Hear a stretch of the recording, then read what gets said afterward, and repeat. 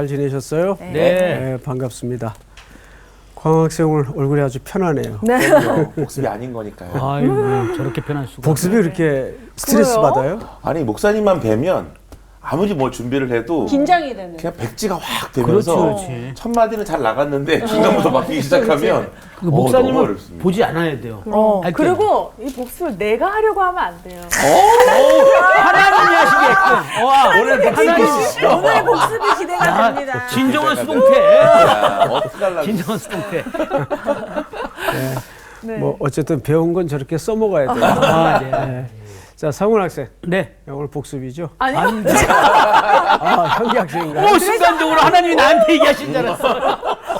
와우. 네. 제가 복습인데요. 저희가 지난 시간에 에스더가 그 아하수에로 왕의 황후를 이제 뽑는 자리까지 그 가는 과정을 저희가 살짝 봤어요. 그런데 어쨌든 그 과정들을 보니까 이끌리어 그리고 그 해계가 좋게 보사 그리고 막 또 은혜를 베풀고 또 은총을 입어. 약간 이렇게 다 수동태로 이루어지는 거예요. 그러니까 에스더가 한 게 없이 모든 게 수동태로 이루어지면서 그 안에 모든 하나님의 주권과 이끄심이 있었다는 것을 알게 됐고 어쨌든 저희가 요셉이 포로로 와서 총리가 되는 그 과정 그리고 에스더가 사실 그 처음에는 밝히지 않았지만 이 유대인의 그 포로의 입장에서 나중에 황후의 자리까지 그 가는 과정이 똑같이 보였거든요. 그러니까 그 안에서 우리가 뭔가 하는 것이 아니라 하나님의 주권 안에서 순종하면서 살아가면 그 하나님이 그 원하시는 하나님의 나라를 완성하는 그 길로 이렇게 순조롭게 가는구나. 그거를 깨달았습니다. 예. 잘했다. 멋지다 우리 향기. 잘 알기만 제가 한 게 아니에요. 에스더서에는 우리 첫 번째 시간에 말씀드렸던 것처럼 하나님이라는 표현이 1절 등장하지 않지만 가장 하나님의 손길이 충만한 책, 그분의 경륜이 가장 빼곡이 들어차 있는 책이 에스더일 수밖에 없는 것이 그런 제국의 역사, 정치, 그 음모 속에서도 세상은 여전히 자기네들 나름대로 열심히 뭔가를 도모하는 것 같지만 그 밑바닥에는 하나님의 그 주권적 역사가 여전히 움직이고 백성들을 향해서 선하게 작용하고 있다는 것을 조수희 학생 말씀드렸죠? 예, 그게 결론이에요.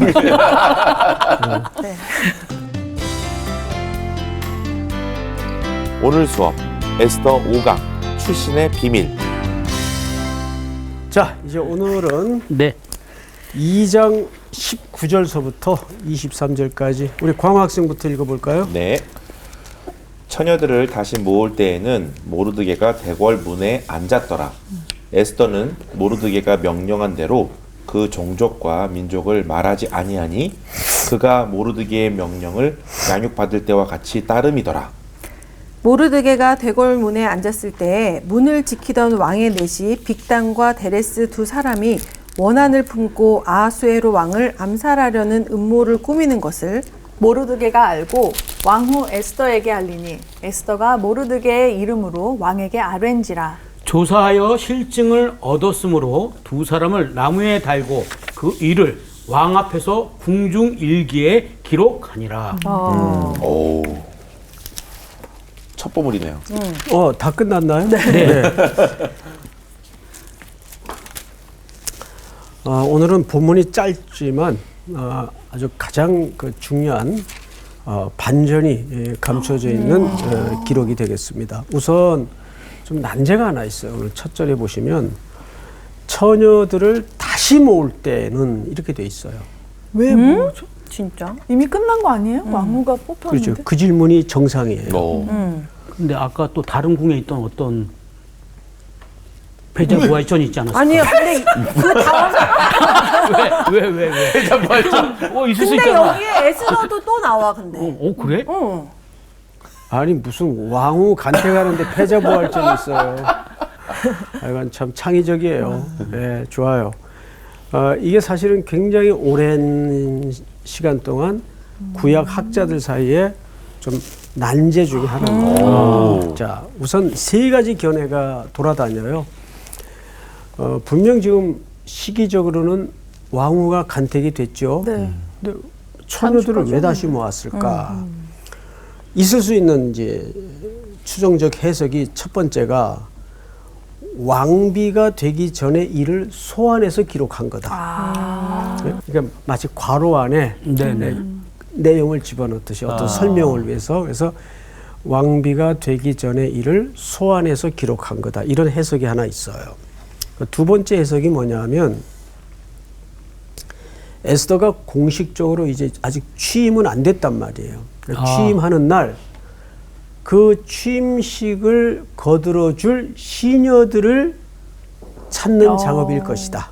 이런 견해가 하나 있고 마지막 세 번째 견해는 취임 후에 왕비의 방, 내실 이런 잡다한 일들을 섬길 시녀들을 궁녀들이겠죠.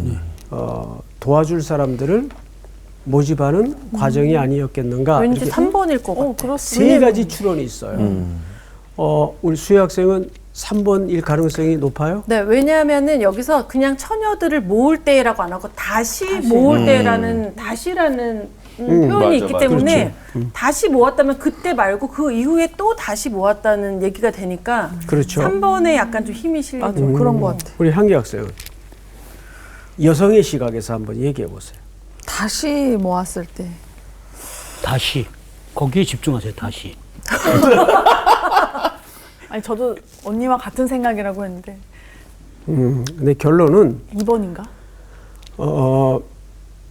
어떤 해석도 이 전체 맥락에서 충분한 답을 주지 못해요. 그건 그렇죠. 그래서 구약 성경을 헬라말로 바꾼 성경을 뭐라 그러죠? 70인역이라고 그러죠. 네. 네네네. 70인역. 이 70인역에는 이 부분이 빠졌어요.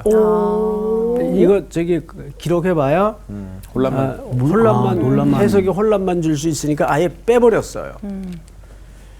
그런데 굳이 이 부분이 뭐냐를 해석 안 해도 전체 에스더서를 하나님의 주권적 시각에서 이해하는데 지장이 없어요.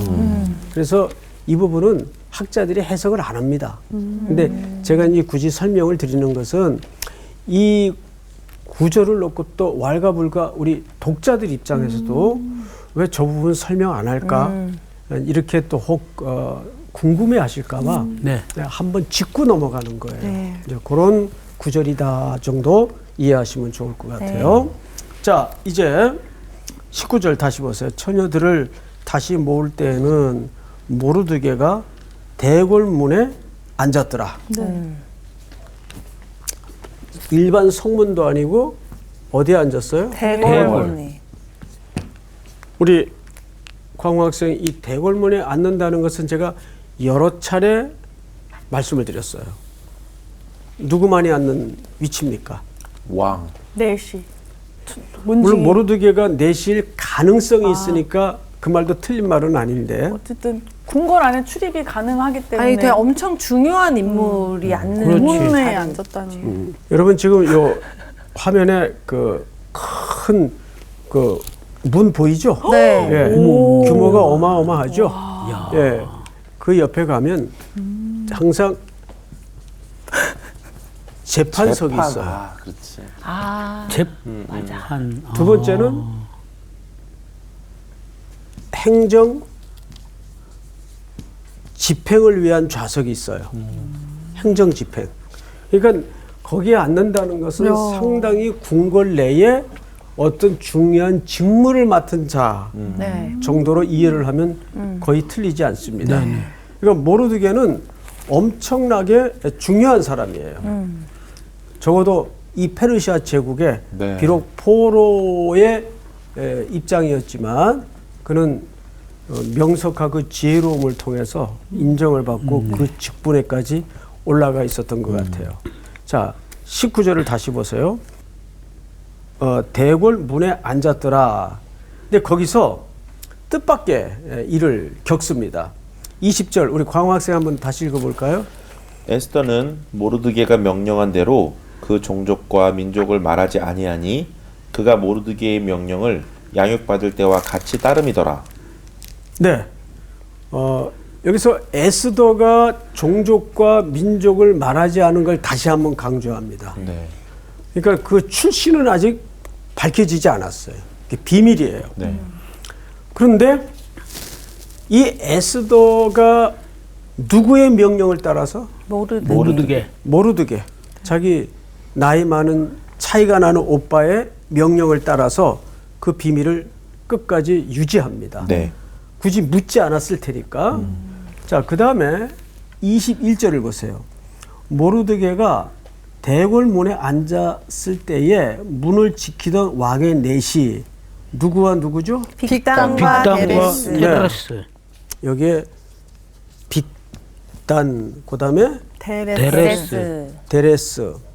이 두 사람이 서로 대화하는 걸 엿들었고. 일부러 탐색을 했습니까? 듣게 됐습니까? 듣게 듣게 됐어요. 그렇죠. 성경을 잘 보세요. 두 사람이 원한을 품고 아수에로 왕을 암살하려는 음모를 꾸미는 것을 모르드게가 알았어요. 알았어요. 예, 이 알았다라는 말 이것도 수동형이에요. 문법을 보면. 그러니까 얘네들이 혹시 요즘 무슨 일을 하나 이렇게 탐색해서 아는 게 아니라 그 성문에 앉아 있다가 우연히 알. 두 사람의 이 음모를 우연히 알게 된 겁니다. 우연일까요? 아니죠. 아니 지금 우연일 얘네들도 지금 멍청하다. 왕을 암살하는데 어디 어떻게 이렇게 다 문 앞에서 들리게, 들리게 얘기를 하냐. 여러분, 악인들이 어처구니없는 실수를 하죠. 가끔. 맞아요.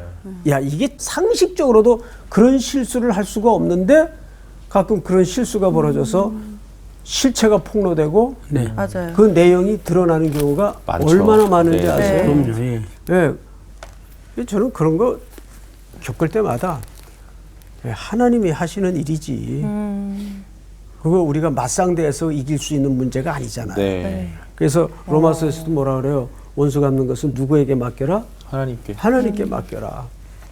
근데 이 두 사람에 의해서 모르드게가 성문에 대궐문에 앉아 있다가 경천동지할 내용을 알게 된 거예요. 그것도 아수에로 왕을 암살하려는. 자, 지난주에 제가 살짝 힌트를 드렸어요. 그 둘째 궁의 의미가 뭐라 그랬어요? 둘째 궁. 그 둘째 궁이 그 떨어진 그렇죠. 떨어지는 아니, 떨어진 거기서. 게 아니라 거기서 기다리는데 이름이 호출이 안 돼. 그렇지. 예. 이제 그러면 이제 세상도 못 나가고 그렇죠. 거기서 호호 할머니 될 때까지 평생 맞아. 있어야 되는 거예요. 아유, 자, 그러면 그 여인들이 하늘 어떻게 써요? 별의별 그렇죠. 분노와 좌절과 맞아. 눈물과 원한. 고통이 얼마나 거기 버무려져 있을까요? 또 그런 여인들의 가슴 아래에 약점을 노리는 사람들이 주변에 있었을까요? 없었을까요? 어마어마하게 있었겠죠. 많았을 거예요. 당연히 많죠. 네. 한두 명도 아니잖아요. 그럼. 그 둘째 궁에 있는 사람이 그러면은 399명이잖아. 맞아. 그런데 문제는 뭐냐 하면 이 두 사람이 거기에 연루돼 있다는 겁니다.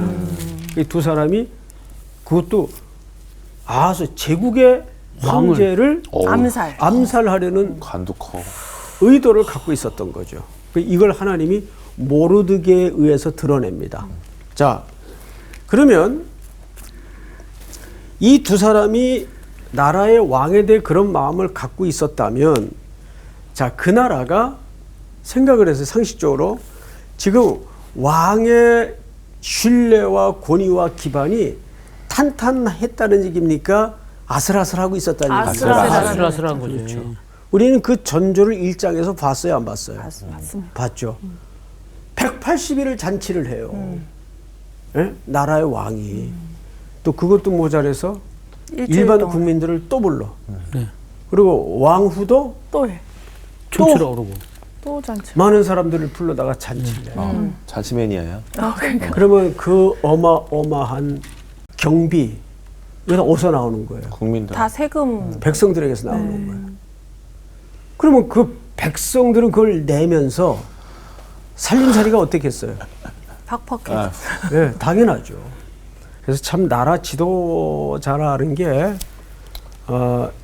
그 밸런스라 그러죠. 네. 그 균형을 잡고 분별력을 가지고 나라의 모든 종합적인 상황을 일일이 그걸 다 우리가 간섭할 수 없지만 판단은 누구 몫입니까? 왕. 그건 지도자의 몫이에요. 맞아요.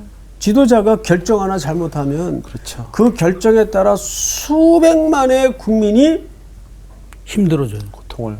보통 힘들어지는 게 아니죠. 성경을 잘 보세요. 22절.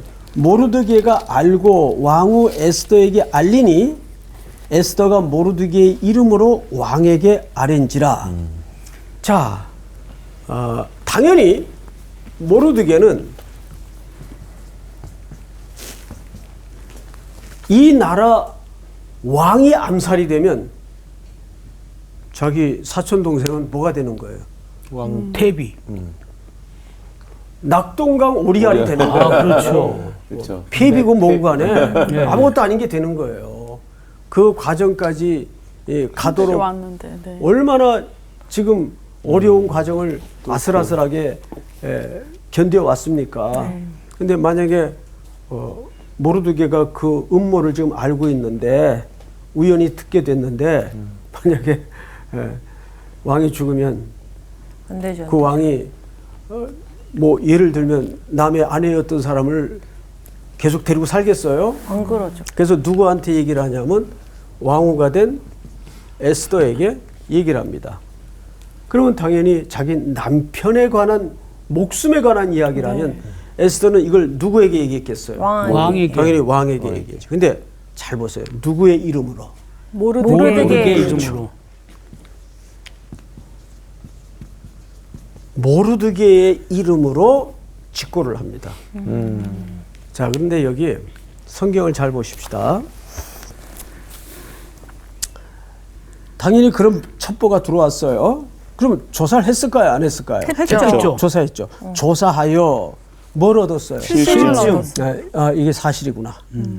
고백도 받아내고 증거도 다 발췌했어요. 실증을 얻었으므로 두 사람을 나무에 달아요. 자, 에스더는 그래서 나무에 달리는 사람 많아요. 자, 두 사람을 나무에 답니다. 네. 근데 그 다음에 하나님이 어떤 역사를 준비하시는가를 잘 보세요. 그 일을 왕 앞에서 궁중일기에 어떻게 하니라? 기록하니라. 자, 여러분 이런 말이 있죠. 선명한 기억보다 흐릿한 기록이 낫다. 기록이 낫다. 아무리 그때 그랬잖아 떠들고 싸워봐야 아무 소용 없어요. 맞아요. 뭐가? 기록이 남아있어요. 네, 희미한 기록이라도 기록이 이기는 거예요. 자, 그런데 우리 이렇게 궁중 일기에 쓰여진 기록을 통해서 누구도 예측 못했던 에스더의 대반전이 일어나요. 와. 자, 어느 날 시간이 좀 흘렀겠죠. 네. 아하수에로 왕이 잠이 안 와요. 불면의 밤을 보내고 있었던 겁니다. 그러니까 잠 못 이루는 밤, 네. 이것도 하나님의 뜻이에요, 사실은. 그럼 전부 하나님의 뜻이냐? 그럼요. 마치 내가 물어본 것 같아. 그럼요. 전부 하나님의 뜻이에요. 왜냐하면 우리는 코끝에 호흡 하나라도 그분의 경륜을 피해갈 수가 없습니다. 맞습니다. 자, 우리 6장을 넘겨보세요.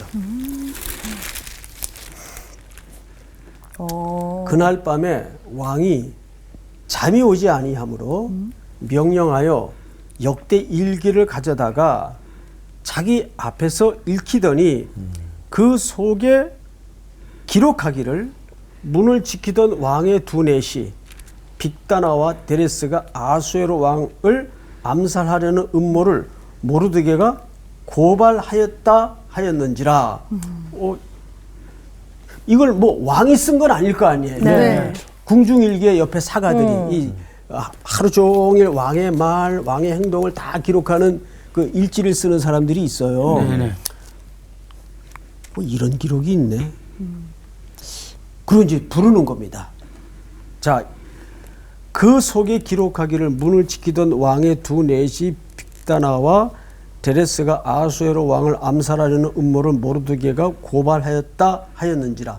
그러니까 아까 에스더가 누구의 이름으로 왕에게 알려줘? 모르드게의 이름. 그렇죠. 3절을 한번 같이 읽어보십시다. 시작. 왕이 이르되 이 일에 대하여 무슨 종기와 관작을 모르드게에게 베풀었느냐 하니 측근 신하들이 대답하되 아무것도 베풀지 아니하였나이다 하니라. 네. 아무것도. 상이 없었어요. 왕의 목숨을 지켜준 그런 인물인데 관직도 내린 적이 없고 또 거기에 상응하는 보상을 한 적이 없어요. 네. 이건 나라법에 정해져 있는 절차거든요. 그런데 왕이 이거 뭐 상을 주었거나 보상을 해준 적이 있냐? 그게 없다는 거예요. 자, 이거는 어마어마한 나라 실수입니다. 이거 있을 수 없는 일이 벌어진 거예요. 그래서 보십시다. 왕이 이르되 누가 뜰에 있느냐 하매 마침 하만이 자기가 세운 나무에 모르드게 달기를 왕께 구하고자 하여 왕궁 바깥들에 이른지라. 이거는 아주 그냥 타이밍이 기가 막히네. 하만은 이제 우리가 앞으로 공부할 대상이지만 이 사람은 아말렉 혈통이에요. 아말렉은 이스라엘 백성들이 출애굽에서 광야로 나오자마자 네. 첫 번째 첫 번째 전투가 아말렉. 아말렉입니다. 그러니까 구원받은 자들에게 처음으로 맞닥뜨린 대적이 아말렉이에요. 그리고 이스라엘 백성들이 첫 왕이 사울이에요. 사울이 처음으로 왕이 돼서 전쟁을 벌인 대적이 누굽니까? 아말렉입니다. 아말렉. 그 아말렉을 진멸할 것을 사무엘 선지자가 네, 명령을 네. 전하죠. 하지 네네. 네. 거기에 이 족속이 등장을 합니다. 그러니까 하만은 역사적으로 구속사적으로 하나님의 백성과 대척점에 있는 인물이에요. 네. 그래서 이 모르드게의 신분을 알고 이 사람이 이 일가를 전부 유대 포로들을 죽이기를 꾀하고 있었어요. 그 얘기예요. 3절. 왕이 이르되 이 일에 대하여 무슨 존귀와 관작을, 이 관작이라는 말은 어떤 직분보다는 당연한 어떤 대가를 그 정도로 이해하면 좋을 것 같아요. 모르드게에게 베풀었느냐 하니 측근 신하들이 대답하되 아무것도 베풀지 아니하였나이다 하는지라. 왕이 이르되 누가 뜰에 있느냐 하매 마침 하만이 자기가 세운 나무에 모르드게 달기를 왕께 구하고자 하여 왕궁 바깥들에 이른지라. 그러니까 지금 이 하만이라는 사람은 그때 밖에서 어떤 마음으로 기다리고 있었는가 하면 자기의 정적이자 또 원수의 세력인 유대 모르드게를 나무에 달기 위해서 그걸 구하기 위해서 바깥들에 마치 서 있었어요. 네. 그때 왕의 부름을 받고 어떤 일이 벌어지는가 볼까요? 5절. 측근 신하들이 아뢰되 하만이 뜰에 섰나이다 하니 왕이 이르되 들어오게 하라 하니 하만이 들어오거늘 왕이 묻되 왕이 존귀하게 하기를 원하는 사람에게 어떻게 하여야 하겠느냐. 하만이 심중에 이르되 왕이 존귀하게 하기를 원하는 자는 나 외에 누구리요? 이 하만은 왕 다음에 보좌에 앉은 사람으로 높아요. 굉장히 높은 사람이에요. 뭐 그런 사람이야 뭐 나밖에 더 있겠느냐 이렇게 생각을 한 거죠. 왕께 아뢰되 왕께서 사람을 존귀하게 하시려면 왕께서 입으시는 왕복과 왕께서 타시는 말과 머리에 쓰시는 왕관을 가져다가 그 왕복과 말을 왕의 신하 중 가장 존귀한 자의 손에 맡겨서 왕이 존귀하게 하시기를 원하시는 사람에게 옷을 입히고 말을 태워서 성중 거리로 다니며 그 앞에서 반포하여 이르기를 왕이 존귀하게 하기를 원하시는 사람에게는 이같이 할 것이라 하게 하소서 하니라. 자기가 하고 싶은 거를 하게 하는 그렇지. 자기인 줄 안 거야. 보니까. 그래서 최고로 좋은 사람을 지금 자기가 읊고 가냐 자기 입으로. 악인은 열심히 자기의 꾀를 펼치는 거예요. 근데 하나님은 악인의 꾀를 이용해서 이 자리에 누구를 앉히시죠? 모르드게. 모르드게가 앉는 거예요. 그리고 이야. 다라메리했던 그 나무에는 하만이 본인이 달려요? 달립니다. 결국은 우와, 완전 본인이 반전에 반전에 막. 이게 사실은 에스더 전체를 뒤집는 사건이에요. 굉장히 중요한 사건입니다. 자, 우리는 오늘 이 본문을 통해서 몇 가지 결론에 이를 겁니다. 이 6장 문제는 우리가 후에 6장 순서가 오면 다시 한번 다룰 텐데 그때는 조금 더 깊게 다룰 텐데 우리 다시 2장 21절로 가서 한번 보십시다. 2장 21절. 모르드게는 지금 어디에 앉아 있죠? 대궐문에. 예. 첫째.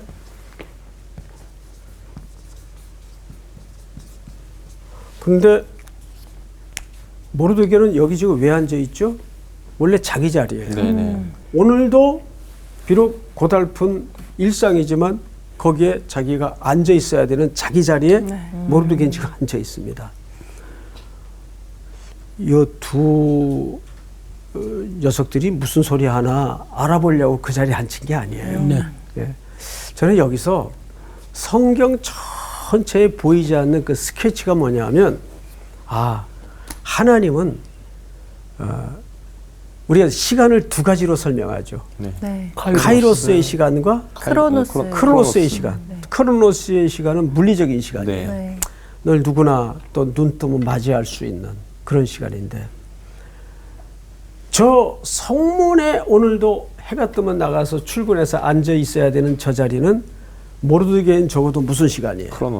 크로노스의 시간이에요. 그런데 이걸 아셔야 돼요. 카이로스의 시간만 의미 있는 시간이 아니에요.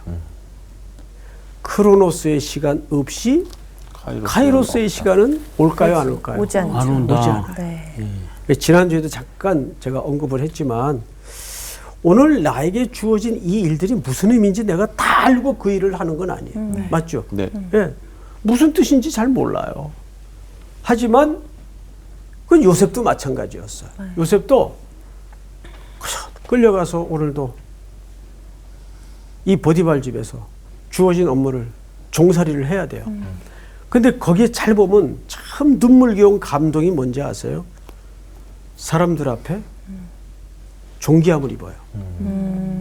그렇죠? 네. 근데 그 일이 어디까지 계속됩니까? 감옥에 들어가서까지 간수장에게 모든 걸 위임받아요. 네. 그 말은 무슨 뜻일까요? 야, 평상시에 정말 삶을 어떻게 잘 일상을 잘 삶을 사는 살았는지가 그렇죠. 보여지는 거죠. 그렇죠. 그래서 제가 오래전에 여러분들에게 그런 말씀을 드렸죠. 우리 그리스도인들의 캐릭터는 성실함이어야 된다. 그 근거를 뭐라고 얘기했습니까? 하나님이 하나님이 성실하시기 때문에. 성실하신. 그렇죠. 하나님이 성실하세요. 네. 예레미야 애가에 보면 여호와의 자비와 긍휼이 무궁하심으로 우리가 진멸되지 아니함이니이다. 이것이 아침마다 새로운 새로우니 주의 성실. 성실하심이 크시다. 크도소이다. 근데 그 성실의 기초가 뭐냐 말이에요. 주님의 자비예요. 사랑이에요. 그분이 우리를 사랑하시니까 수천 년 배반과 돌아섬과 불순종 이런 인간의 타락의 역사를 뚫어내고 하나님은 결국은 사랑의 최고의 절정인 십자가의 사건을 우리에게 보여주신 거죠. 네. 자기 사랑을 확증하셨느니라. 그 하나님의 수천 년 역사를 넘는 성실하심. 그 성실하심의 기초가 어떤 의지적인 문제도 있으셨겠죠. 하나님의 의지도 있었겠지만 하나님의 어디에 기초한 거예요? 사실. 네. 사랑, 자비. 여호와의 자비와 긍휼이 뭐예요? 헤세드란 말이에요. 하나님의 네. 사랑. 예?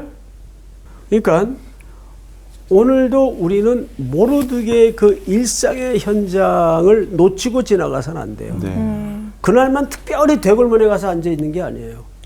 모르드게가 당연히 앉아 있어야 했던 자리예요. 그러니까 이 문 지키던 자들을 만날 수 있었던 겁니다. 이거는 우리 인간의 언어로는 우연이라고 설명하지만 절대 우연일 수가 없어요. 두 번째 우리가 여기서 기억할 것은 뭐냐면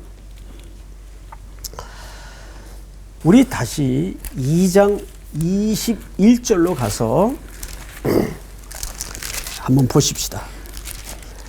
문을 지키던 왕의 넷이 빅단과 데레스 두 사람이 원한을 품고 아수에로 왕을 암살하려는 음모를 꾸미는 것을 모르드게가 알았다. 이렇게 돼 있어요. 두 번째는 여기에서 우리가 발견되는 것. 우리가 발견된 게 뭐냐면 지금 왕의 통치 기반이 어떻게 해요? 불안해요? 안전해요? 불안해요. 불안함을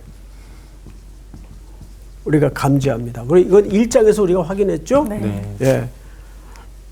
거의 1년 가까이를 마시고 쓰고 파티하고 그럼 거기에 뭐 주색 잡기가 나왔겠어요? 안 나왔겠어요? 당연하죠. 엄청났겠죠. 고대 배경으로 한 그 글들이나 또 영화를 보면 뭐 그 타락상이라는 것은 이루 말로 다 할 수가 없죠. 그 다음에 세 번째 하나님의 백성들을 위한 이게 글자를 하나님의 백성들을 위한 하나님의 경영은 여전히 불운하고 불안한 세상의 역사 속에서도 뚝심 있게 하나님의 선한 결말을 위해서 가고 있습니까? 안 가고 있습니까? 가고 있습니다. 당연히 가고 있는 거예요. 그렇죠? 네. 우리가 이 사실을 어떻게 오늘 소소한 일상 속에서 적용하고 믿어야 될 것인가가 이 말씀을 배우는 자들의 초점이어야 됩니다. 놀랍게도 오늘 본문에는 그 내용이 아직 나오지 않지만 이런 왕의 생명을 구원하여 에스더에게 보고를 하고 에스더는 그 일을 왕에게 보고를 하고 왕은 그 일을 나무에 매달아 처리했어요. 그리고 그냥 끝난 것 같아요. 그리고 그 일은 궁중일기에 기록되어 있습니다. 그런데 이상하게 모르드게는 점점 더 역사의 공경 속으로 들어가요. 후에 보면. 그 부분을 살짝 우리가 좀 보고 오늘 수업을 좀 마칠까 근데 합니다. 공경 속으로 들어가니까 나중에 또 더 큰 반전이 확 들어간 다가오잖아. 만큼 우리 왜 저기 그 드라마 같은 거 봐요. 그렇지. 예. 모르드게가 저 정도 되면 이제 남은 건 영전밖에 없잖아요. 그런데 더 역사의 어두운 구덩이로 들어가는 것을 보는데 3장을 살짝 먼저 보십시다. 그 후에 아수에로 왕이 아각 사람 함무다다의 아들 하만의 지위를 높이 올려 함께 있는 모든 대신 위에 두니. 그러니까 이 말은 왕의 보좌 다음으로 높였다 그 말이에요. 네. 근데 이 사람의 출신 성분이 뭐죠? 아각 사람이에요. 네. 아각 사람. 여러분 우리 사무엘상 15장을 좀 열어볼까요? 빨리 찾읍시다. 거기에 보면 이제 사울이 왕이 되죠. 네. 예. 15장 그리고 이제 첫 전쟁이